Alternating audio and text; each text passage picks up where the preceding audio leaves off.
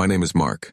Today I want to tell you my story about the moment I discovered the truth about my wife, and how I had to choose between love and doing what was right. Before we begin, please subscribe to the channel and comment below where you're watching from. The numbers didn't make sense. They never had. I'm 34 now, and I've worked long enough in finance to know when something's off. For the past 22 months, I'd been handling integrity audit work at Evermark Wealth Group, the investment firm built by my father-in-law Raymond in Fairview, South Carolina. It was his pride, his legacy. And it was the same place my wife, Elise, had joined 4 years prior, managing client accounts. Raymond worshipped her. She was born for this, he'd say to anyone listening.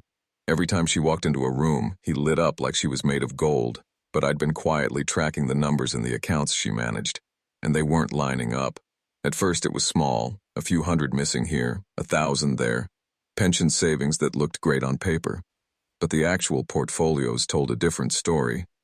When I brought it up to Elise, she always brushed it off. "You're reading into it too much, Mark," she'd say with a grin that once meant comfort. "Dad's system is old school. Sometimes transfers just lag."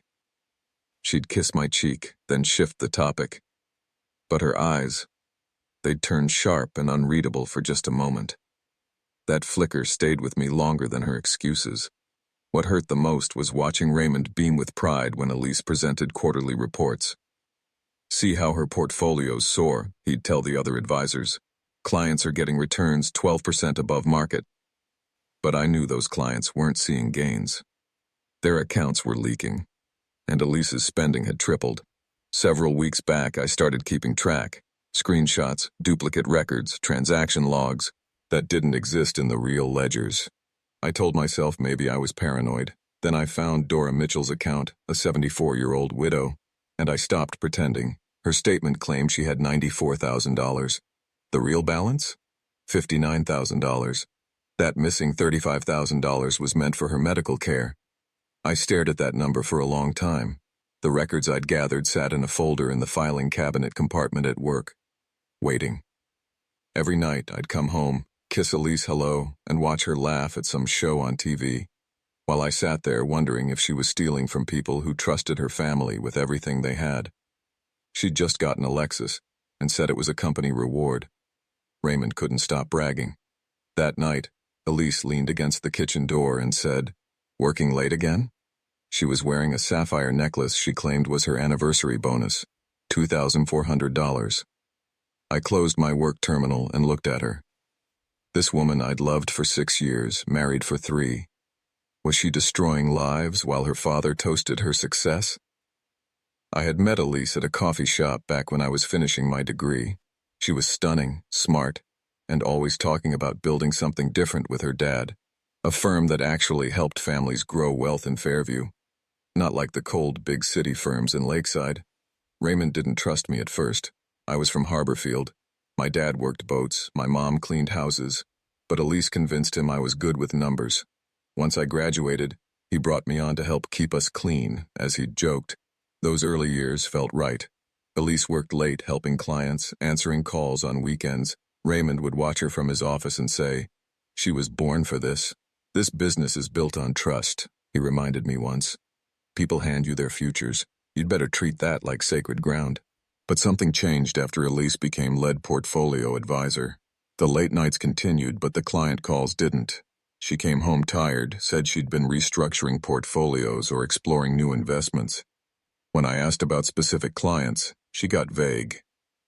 "You know I can't discuss confidential client info, Mark." Then came the first real red flag. Dora Mitchell, Raymond's first client's widow, called the office. She was confused. Her monthly statement didn't match her own calculations. Elise handled it, saying it was a system delay. But I checked Dora's account myself. The money Elise claimed was there wasn't. After that, I started watching closer. Her clothes got fancier. She started carrying boutique-labeled purses, wearing jewelry I hadn't seen before. There were wellness retreats almost every weekend.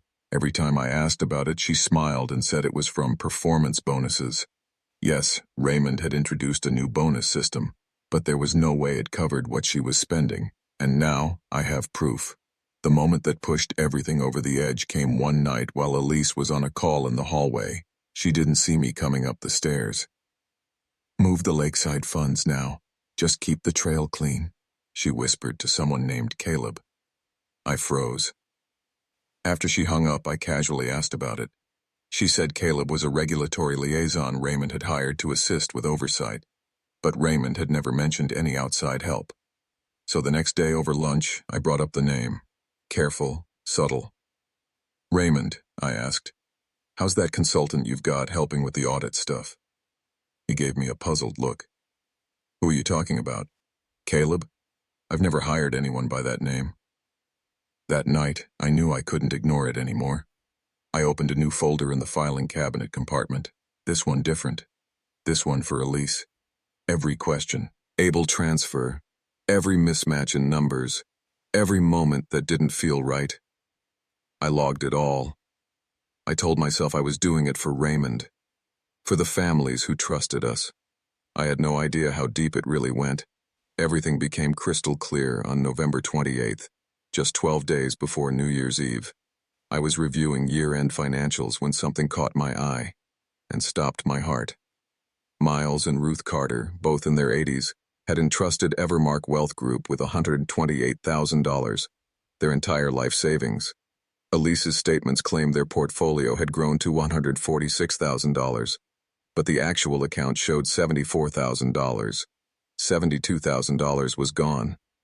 I stayed in the compliance suite until after midnight, going through every file tied to Elise, one by one.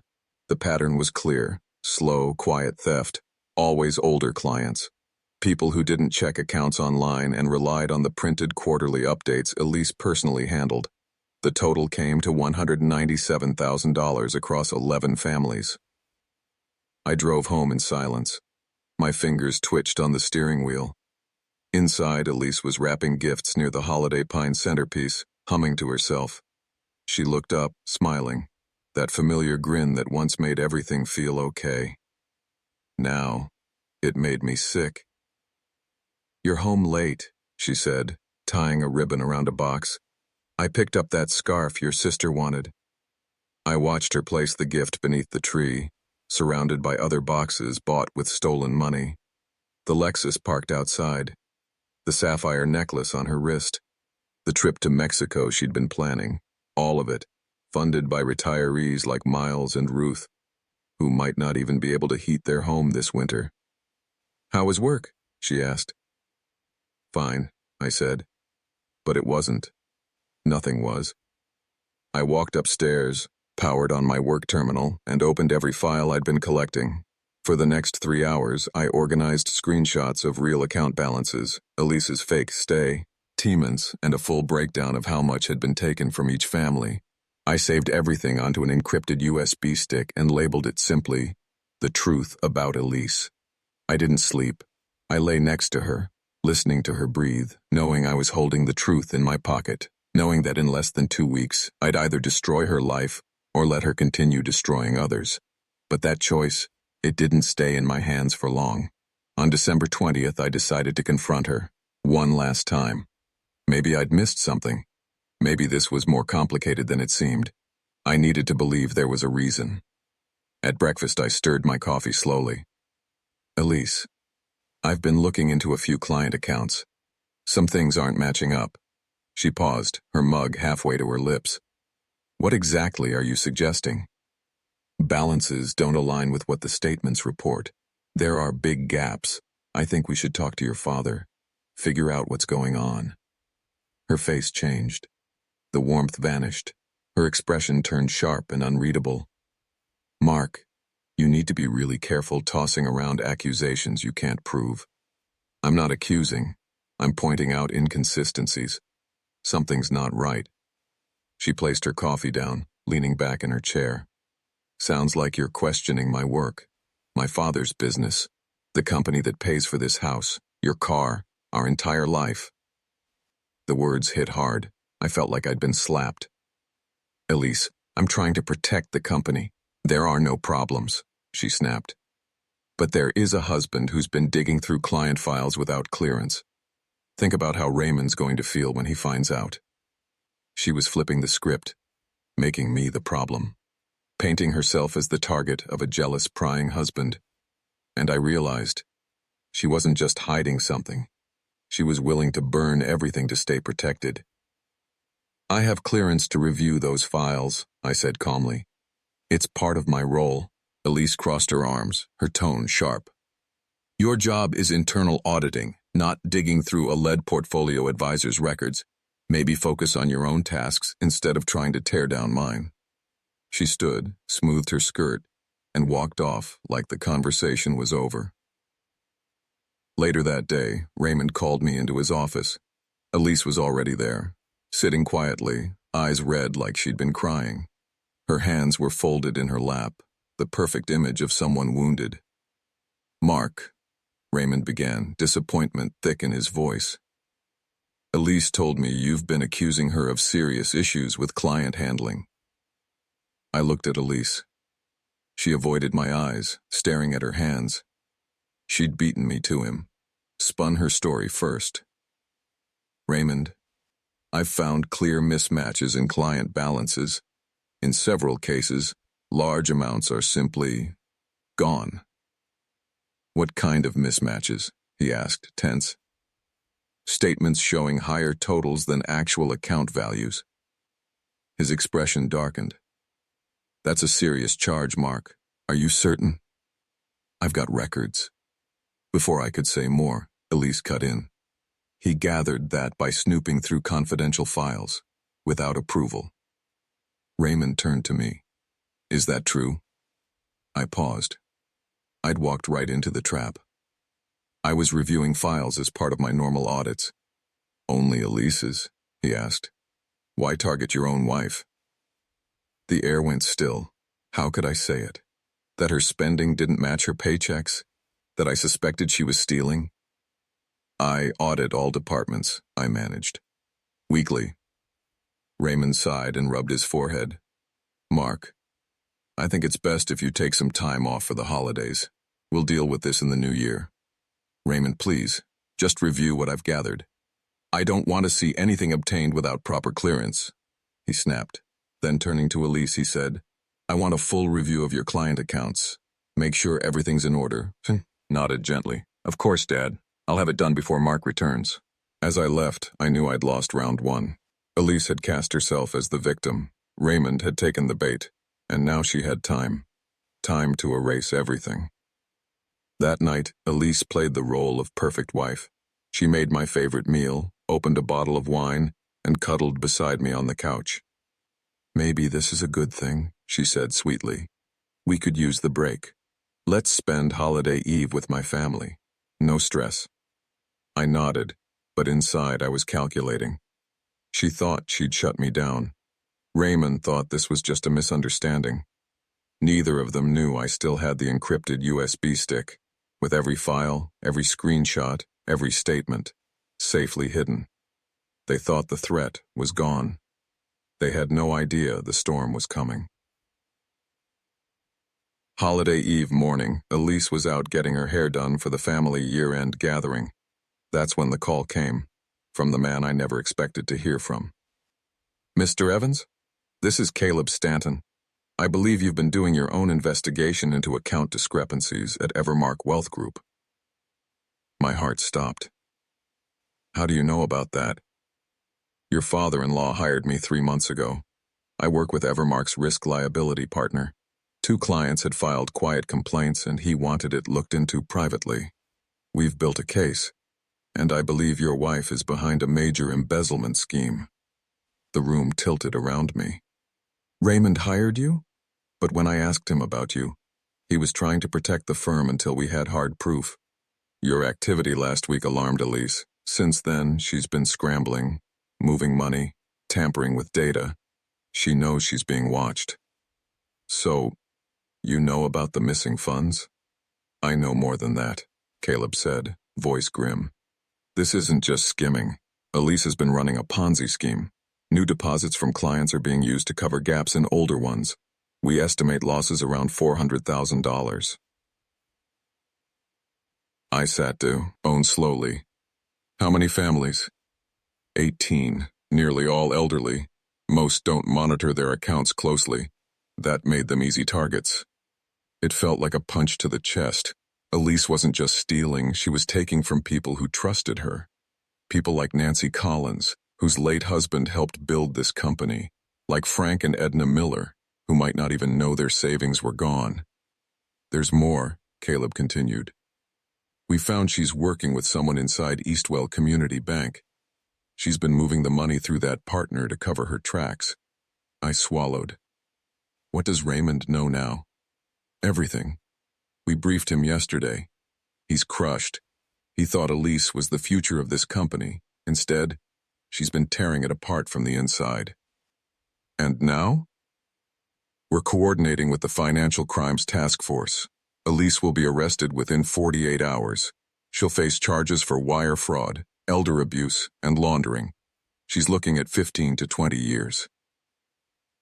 When Caleb hung up, I sat alone in our house, the silence pressing down like weight on my chest. The woman I loved, the one I married, wasn't just a thief. She was a predator. All the praise, all the bonuses, all the trust, built on a lie. And that night, while Elise's family passed around gifts and toasted her success, none of them knew who she really was. But they would soon. That evening, Elise's family would gather around the Holiday Pine centerpiece, celebrating another incredible year for Evermark Wealth Group. Raymond would likely give a toast, praising Elise's performance. Her mother, Irene, would brag about Elise's promotion, her new Lexus, and her designer wardrobe. None of them knew the truth. None of them knew their golden daughter had been quietly destroying everything her father spent nearly 30 years building. I opened the drawer and took out the encrypted USB stick I'd prepared. All the evidence I'd collected was there. Falsified records, real account snapshots, full breakdowns. Caleb and the Financial Crimes Task Force had their own case by now. But this was my proof, my voice in the mess Elise had created. And tonight, I was going to make sure the people who blindly celebrated her knew exactly what she'd done. I had 6 hours before dinner. The choice wasn't hard.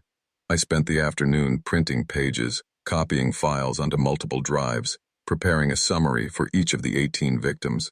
If Evermark was going down, I wanted no doubts about how it happened. At exactly 4:00 p.m., Elise walked in from the salon, glowing and chatty. Her hair was flawless, her smile as confident. "You look great," she said, kissing my cheek as I adjusted my tie. "Ready to go celebrate with my family?" "Ready," I said, sliding the flash drive into my jacket pocket. The drive to Raymond and Irene's house felt unreal. Elise talked non-stop about her cousin Jenna's new job, about New Year's plans, and about the special announcement Raymond was preparing for dinner.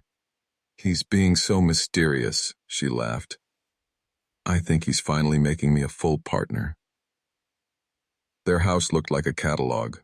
White lights, elegant garlands, a 12-foot tree loaded with gold ornaments and neatly wrapped gifts. The whole family was already there. Uncle Paul, Aunt Marcia, Jenna, her brother Tyler, the kids, and Grandma May settled in her chair by the fireplace. "There's our star," Raymond boomed as we entered, wrapping Elise in a hug. "Come here, sweetheart. I've got a lot to brag about tonight." I stood silently while Elise soaked in the praise. Everyone smiled. Everyone clapped. They had no idea they were cheering for a criminal. Jenna asked about the Lexus. Marcia complimented the sapphire necklace. Grandma May wiped a tear, saying Elise's late grandfather would have been so proud. Dinner felt endless. Raymond stood, raised his glass, and spoke about trust. How Evermark was more than just a company. How Elise's dedication and vision meant the future was in good hands. He called her success unmatched, her growth inspiring. Elise wiped away happy tears. Everyone clapped again. I felt sick. After dinner, we gathered around the tree to open one gift each. Elise handed out presents she'd bought with stolen money, gifts that made people smile, not knowing the cost. Raymond opened a leather-bound timepiece she'd given him and teared up. "This is beautiful," he said. "Thank you, sweetheart." Then Irene pointed to a small golden envelope under the tree. "What's that one?" she asked. "I don't remember wrapping it." Elise picked it up, turning it over in her hands. "It says, 'To the Collins family.' That's odd." "I don't recognize the writing," Irene said. "Maybe someone dropped it off," Raymond guessed. Elise opened it. Inside was a plain piece of paper with one sentence typed in bold: "The truth about how Elise spent your holiday money." Taped beneath was the USB stick. Her hands froze. "What is this?" she asked, her voice unsteady, color draining from her face. Raymond took the paper and read it aloud. Silence spread across the room. "Mark?" Elise asked, barely audible. I stood slowly. "It means what it reads, Elise." Raymond looked at the flash drive like it might detonate. "What truth?" "The truth behind Elise's new car, her jewelry, her bonuses." I looked directly at her. "The truth about what happened to Frank and Edna Miller's pension savings." Elise went pale. Her body slumped on the couch. The family glanced between us, confusion turning to unease. "I think it's time everyone understood the kind of success you've been celebrating," I said quietly. Raymond plugged the USB into his laptop.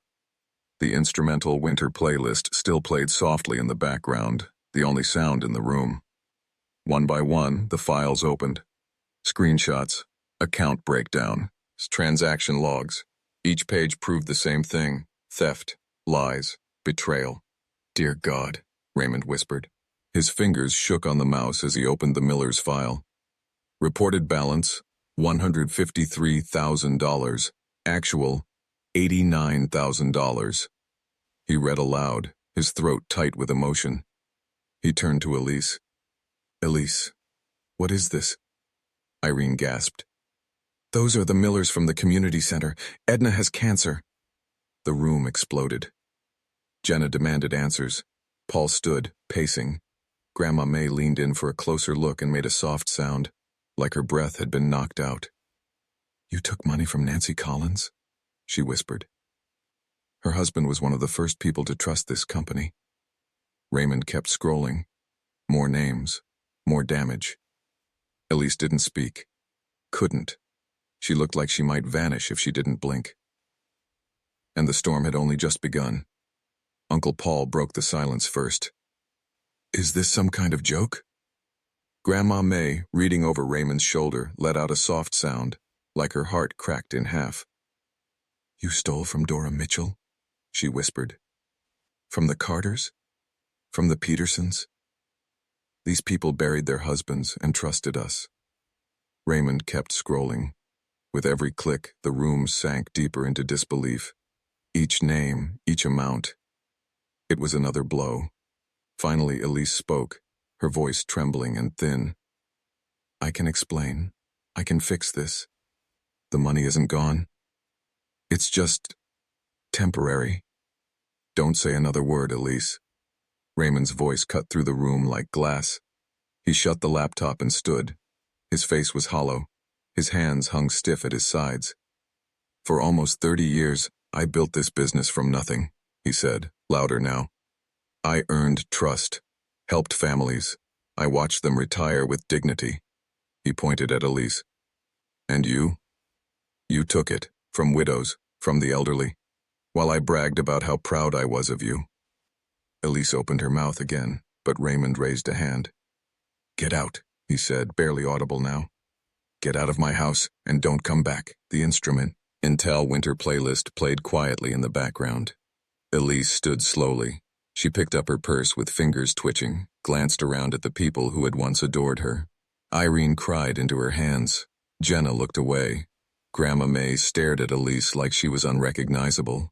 "Elise," I said as she reached the door, "the task force will be in touch." She didn't reply. She stepped out into the cold night. Through the window, I watched her sit in the Lexus for a long time. Her final gift to herself, bought with money that was never hers. Then she drove off. 3 days after the holiday, Elise was arrested at her sister Rachel's home in Lakeside. The charges: wire fraud, elder abuse, financial laundering. Her accomplice at Quinn Ridge Trust was taken in that same day. The investigation confirmed everything. $392,000 stolen across 18 families, over 26 months. Raymond shut Evermark Wealth Group down permanently. He said he couldn't live with the name anymore. He used his own retirement savings to repay what he could. It wasn't enough, but it helped. Miles and Ruth Carter recovered 60% of their savings. Dora Mitchell got 73%. Others received similar support. Raymond visited every family personally, face to face, apology after apology, carrying his daughter's crimes like weights across his shoulders. Elise pleaded guilty to avoid a trial. The courtroom was filled with victims. They spoke of impossible choices: groceries or medication, heat or rent, all because of her theft. She never looked up, not once. She was sentenced to 18 years in federal prison. I divorced her while she was still in the regional detention center.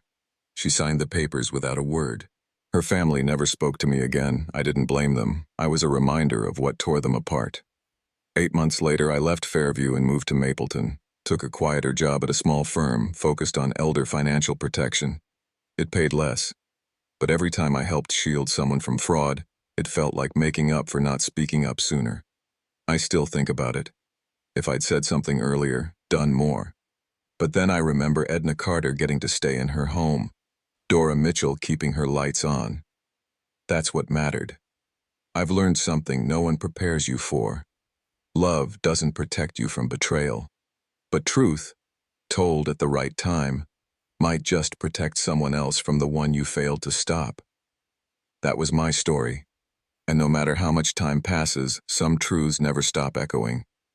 If you've ever faced a choice between loyalty and doing what's right, or even just wondered what you'd do in that moment, I'd love to hear from you. Drop your thoughts in the comments. What would you have done?